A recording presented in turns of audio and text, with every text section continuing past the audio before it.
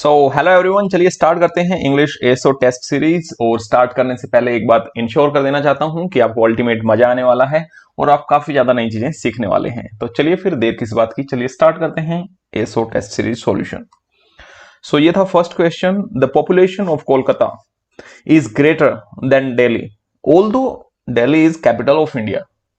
इसमें क्या दिक्कत है?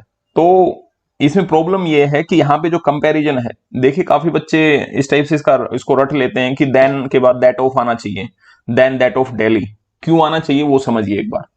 जो एक्चुअल में सेंटेंस है ना, यहाँ पे क्या हो गया है कि पॉपुलेशन है, पॉपुलेशन की बात की जा रही है कोलकाता की, और उसका कंपैरिजन कर दिया है दिल्ली से। तो क्या आप किसी पॉपुलेशन का, कहीं की पॉपुलेशन का किसी सिटी से कंपैरिजन कर सकते हो क्या? बिल्कुल नहीं कर सकते। सो पॉपुलेशन का कंपैरिजन पॉपुलेशन से ही होना चाहिए। सो एक्चुअल में जो ये सेंटेंस है वो क्या रहा होगा? The population of Kolkata is greater then, यहां देन तक हो गया है, देन पॉपुलेशन ऑफ दिल्ली। आगे फिर कंटिन्यू, इस टाइप से ये एक्चुअल सेंटेंस रहा होगा। और जब नाउन रिपीट होता है तो हम उस नाउन की जगह प्रोनाउन यूज करते हैं। सो देन पॉपुलेशन, दोबारा पॉपुलेशन यूज ना करना पड़े इसलिए हम दैट प्रोनाउन का यूज करते हैं। सो अब देखिए आप, the population of Kolkata is greater than that of Delhi, इसलिए यहां पे लगाते हैं that of.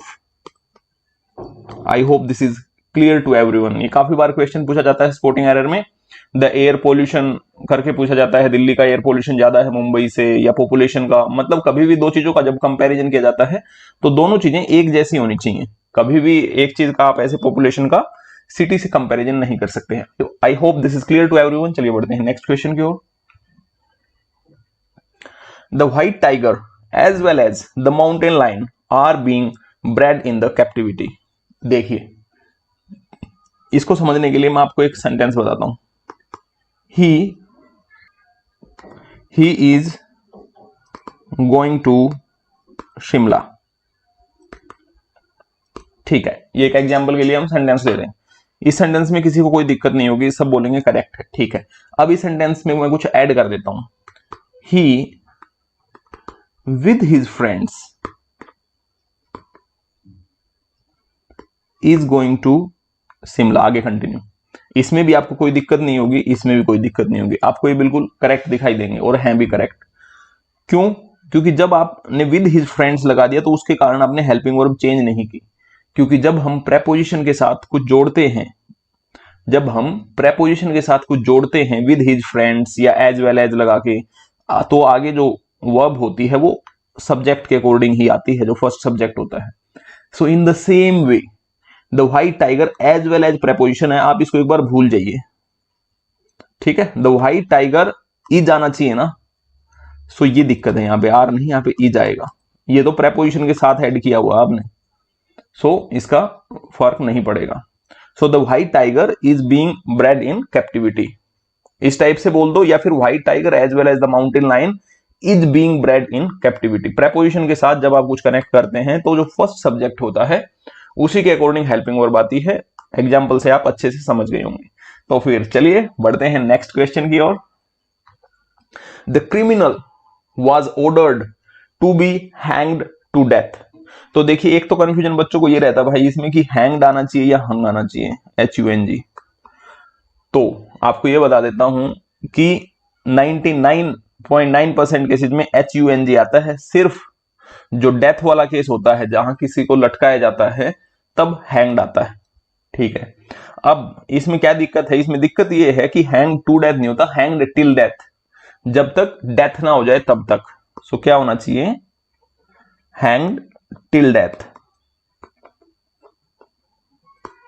So hang till death, only 2 is the correct answer.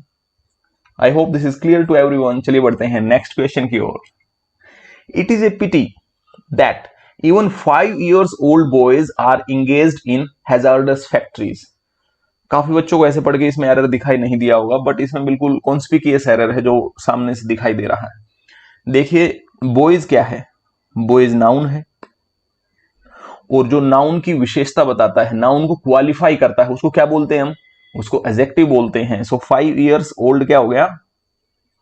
Adjective. भाई एडजेक्टिव कभी भी प्लूरल नहीं आता है, ऑलवेज सिंगुलर लिया जाता है। सो ईयर्स नहीं, यह होना चाहिए 5 ईयर ओल्ड, 5 ईयर ओल्ड होना चाहिए, यहां पे ईयर्स नहीं होना चाहिए, सिंगुलर आएगा।